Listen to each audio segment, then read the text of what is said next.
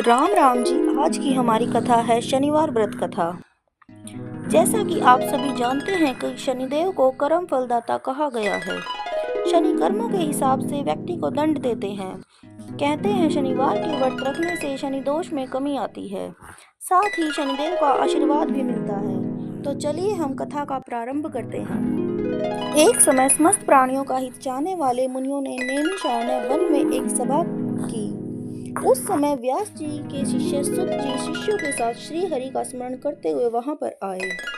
समस्त शास्त्रों के ज्ञाता सुत जी को आया देखकर महातेजस्वी सोनकादि मुनि उठकर खड़े हो गए और सुत जी को नमस्कार किया। मुनियों द्वारा दिए गए आसन पर सुत जी बैठ गए। श्री सुत जी ने से शौनक आदि मुनियों ने विनय पूर्वक पूछा, हे मुनि, इस काल में हरि भक्ति किस प्रकार से होगी? सभी प्राणी पाप करने में तत्पर होंगे, मनुष्यों की आयु कम होगी, यह कष्ट धन रहित और अनेकों पीड़ा युक्त मनुष्य होंगे। हे सुत जी, पुनः अति परिश्रम से होता है। इस कारण कलयुग में कोई भी मनुष्य पुण्य न करेगा। पुण्य के नष्ट होने से मनुष्य की प्रकृति पापमयी होगी। इस कारण तुच्छ विचार रखने वाले मनुष्य अपने अंश सहित नष्ट हो जाएंगे। हे सुत जी, जिस तरह थोड़े ही परिश्रम थोड़े धन से थोड़े समय में पुनः प्राप्त हो जाता है, ऐसा कोई उपाय हम लोगों को बतलाइए। जिसके उपदेश से मनुष्य पुण्य और पाप करता है, उसके पुण्य और पाप का वही मनुष्य भागी होता है। यह शास्त्र निर्णय है। हे सुत जी, जो मनुष्य रतन रूपी ज्ञान से दूसरों को संतुष्ट करते हैं, उनको मनुष्य रूप धारण किए श्री हरि ही जानना चाहिए। हे मुनि, कोई ऐसा व्रत बताओ जिसके करने से शनिदेव के द्वारा प्रदत्त कष्ट मनुष्य को भोगना न पड़े, जिस व्रत के करने से शनिदेव प्रसन्न हो। क्योंकि हे मुनि, शनि की ग्रह में बहुत ही घोर कष्ट उठाने पड़ते हैं, उनको सुनने की हमारी इच्छा है। सुत जी बोले, हे मुनि श्रेष्ठ, तुम धन्य हो, तुम्हें वैष्णवों के अग्रगण्य हो, क्योंकि सब प्राणियों का हित चाहते हो। मैं आपसे उत्तम व्रत को कहता हूँ, ध्यान देकर सुनो, जिसके करने से भगवान शंकर प्रसन्न होते हैं और शनि ग्रह करके कष्ट प्राप्त नहीं होते। सुत जी बोले, युधिष्ठिर आदि पांडव वनवास में अनेकों कष्ट भोग रहे थे। उस समय उनके प्रिय सखा श्री कृष्ण उनके पास पहुँचे। युधिष्ठिर ने श्री कृष्ण को आया देखकर उनका बहुत ही आदर किया और सुंदर आसन पर बैठाया। श्री कृष्ण बोले, हे युधिष्ठिर, कुशल पूर्वक तो हो। युधिष्ठिर बोले, भगवान, आपकी कृपा है, कृपा करके आप ऐसा व्रत बताए जिसके करने से प्रभु यह ग्रह कष्ट न व्यापे। शनि ग्रह बहुत कष्ट देता है, अतः ऐसा कोई व्रत बताए जिससे इस कष्ट से छुटकारा मिले। श्री कृष्ण बोले, राजन, आपने बहुत ही सुंदर बात पूछी है। आपसे एक उत्तम व्रत कहता हूँ। मनुष्य भक्ति और श्रद्धा युक्त होकर शनिदेव के दिन भगवान शंकर का व्रत करते हैं, तो उन्हें शनिवार की ग्रह दशा में कोई कष्ट नहीं होता है, उनके लिए निर्धनता नहीं सताती है तथा इस लोक में अनेकों प्रकार के सुखों को भोग कर वह अंत में शिवलोक की प्राप्ति करता है। युधिष्ठिर बोले, सबसे पहले यह व्रत किसने किया था, इस सब को विस्तार पूर्वक कृपा करके कहें तथा विधि भी बताएं। भगवान श्री कृष्ण बोले, राजन, शनिवार के दिन, विशेषकर श्रावण मास में शनिवार के दिन लोह निर्मित शनि की प्रतिमा को पंचामृत से स्नान कराकर अनेक प्रकार के गंध, पुष्प, अष्टांग, धूप, फल, उत्तम प्रकार के नैवेद्य आदि से पूजन करें। शनि के 10 नामों का उच्चारण करें। तिल, जौ, उड़द, गुड़, लोहा, नीले वस्त्र का दान करें। फिर भगवान शंकर की विधिवत पूजा करें, आरती कर प्रार्थना करें, हे भोलेनाथ, मैं आपकी शरण हूँ, आप मेरे ऊपर कृपा करें, मेरी रक्षा करें, रक्षा करो। हे युधिष्ठिर, पहले शनिवार को उड़द का भात, दूसरे को केवल खीर, तीसरे को खजला, चौथे को पूरियों का भोग लगावें। व्रत की समाप्ति पर यथाशक्ति ब्राह्मण भोजन कराएं। इस प्रकार करने से सब प्रकार के अनिष्ट, कष्ट आदि व्याधियों का सर्वथा नाश होता है। राहु, केतु, शनिकृत दोष दूर होते हैं और अनेक प्रकार के सुख साधन एवं पुत्र आदि सुख प्राप्त होता है। सबसे पूर्व जिसने इस व्रत को किया था, उसके इतिहास को कहते हैं। पूर्व काल में इस पृथ्वी पर एक राजा राज्य करता था।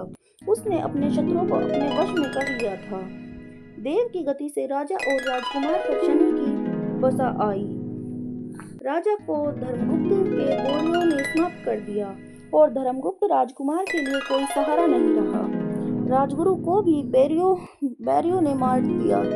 राजगुरु की विधवा ब्राह्मणी रह गई तथा उसका लड़का शुचिव्रत रह गया।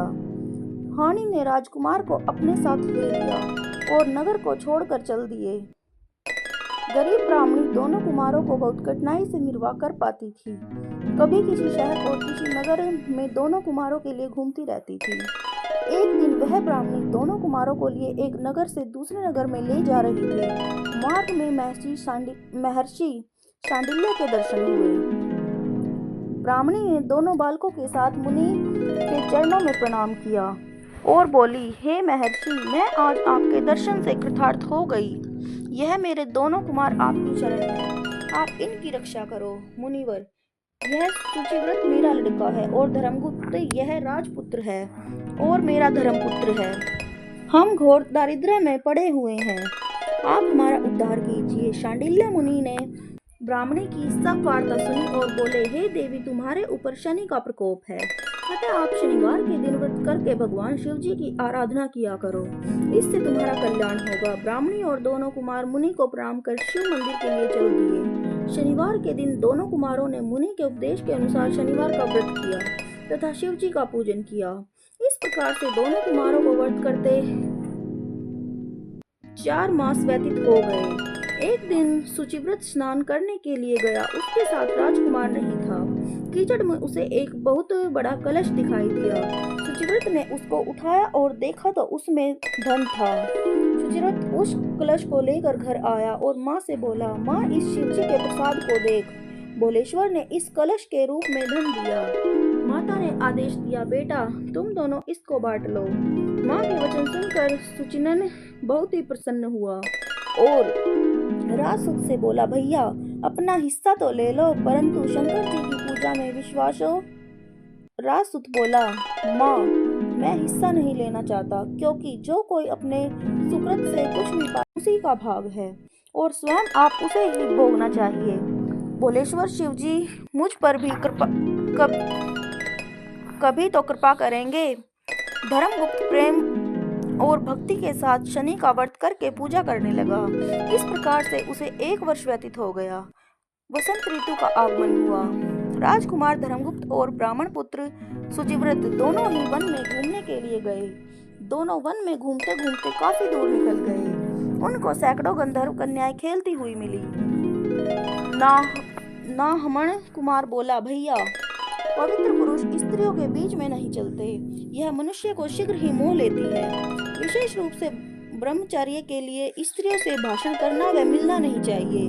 परंतु गंधर्व कन्याओं के खेल को देखने की इच्छा रखने वाला राजकुमार खेल देखने तथा उनके खेल के स्थान पर अकेला चला गया। ब्राह्मण कुमार नहीं गया।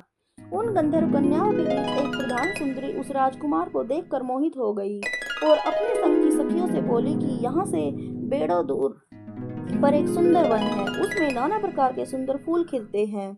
तुम सब जाकर उन सुंदर फूलों को तोड़ कर ले आओ, तब तक मैं यहीं बैठी हूँ। सखिया आज्ञा पाकर चली गई और वह सुंदर गंधर्व कन्या राजकुमार पर दृष्टि लगाकर बैठ गई। राजकुमार उनके पास चला आया। राजकुमार को देखकर गंधर्व कन्या उठी और बैठने के लिए पल्लवों का आसन दिया। राजकुमार आसन पर बैठ गया। गंधर्व कन्या ने पूछा, आप कौन हैं, किस देश के रहने वाले हैं तथा आपका आगमन कैसे हुआ है? राजकुमार ने कहा, मैं विदर्भ देश के राजा का पुत्र हूँ। धर्मगुप्त मेरा नाम है। मेरे माता पिता स्वर्गलोक को पधार गए। बैरियों ने मेरा राज्य ले लिया। मैं राजगुरु की पत्नी के साथ रहता हूँ, वह मेरी धर्म की माँ है। फिर राजकुमार ने पूछा कि आप कौन हैं, किसकी पुत्री है और किस कार्य से यहाँ पर आगमन हुआ है? गंधर्व कन्या बोली, वित्रविक नाम के गंधर्व की मैं पुत्री हूँ, मेरा नाम अंशुमति है।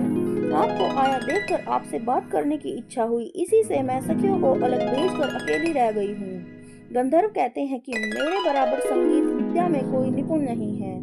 भगवान शंकर ने हम दोनों पर कृपा की है, इसलिए आपको यहाँ पर भेजा है। अब से लेकर मेरा आपका प्रेम कभी नहीं टूटे। कन्या ने अपने गले का मोतियों का हार राजकुमार के गले में डाल दिया।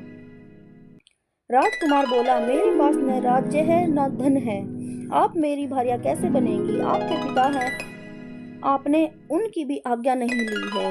गंधर्व कन्या बोली, अब आप अपने घर के लिए जाएं। परसों प्रातःकाल यहाँ आए, आपकी आवश्यकता होगी। राजकुमार ने से ऐसा कहकर गंधर्व कन्या अपनी सहेलियों से जा मिली। राजकुमार धर्मगुप्त शुचिव्रत के पास चला गया और उसे सब समाचार कह सुनाया। उस दिन से तीसरे दिन शुचिव्रत को साथ लेकर राजकुमार धर्मगुप्त उसी वन में गया। उसने देखा कि स्वयं गंधर्वराज विद्रविक उस कन्या को साथ लेकर उपस्थित है। गंधर्वराज ने दोनों कुमारों का अभिवादन किया। दोनों को सुंदर आसन पर बैठाकर राजकुमार से कहा कि राजकुमार, मैं परसों कैलाश पर गौरी शंकर के दर्शन करने के लिए गया। वहां करुणा रूपी सुधा के सागर भोले शंकर जी महाराज ने मुझे अपने पास बुलाकर कहा, गंधर्वराज, पृथ्वी पर धर्मगुप्त नाम का राजभ्रष्ट राजकुमार है। उसके परिवार के लोगों को वैरियों ने समाप्त किया है। वह बालक गुरु के कहने से शनिवार का व्रत करता और सदा मेरी सेवाएं करता रहता है। तुम उसकी सहायता करो जिससे यह अपने शत्रुओं को अपने वश में कर सके। गौरी शंकर की आज्ञा को शिरोधार्य करके मैं अपने घर आया। वहां मेरी पुत्री अंशुमति ने भी बहुत सी प्रार्थना की। शिव शंकर की आज्ञा और अंशुमति के मन की बात जानकर इसको इस वन में लाया हूँ। इसको आपको देता हूँ और आपके वैरियों को आपके वश में करके आपको राज्य दिला दूंगा। ऐसा कहकर गंधर्वराज ने अपनी कन्या का विवाह राजकुमार चतुरंगिनी सेना राजकुमार के साथ कर दिया और राजकुमार की सहायता के लिए गंधों की चतुरंगिनी सेना वो धर्मगुप्त के वैरियों ने जब यह समाचार सुना तो उन्होंने राजकुमार की अधीनता स्वीकार कर ली और राजकुमार के लिए मंत्री नियुक्त किया। जिस ब्राह्मणों ने उसे पुत्र की तरह पाला था उसे राजमाता बनाया। शनिवार के व्रत के प्रभाव से शिवजी की कृपा से धर्म गुण इस प्रकार से विदर्भराज हुआ।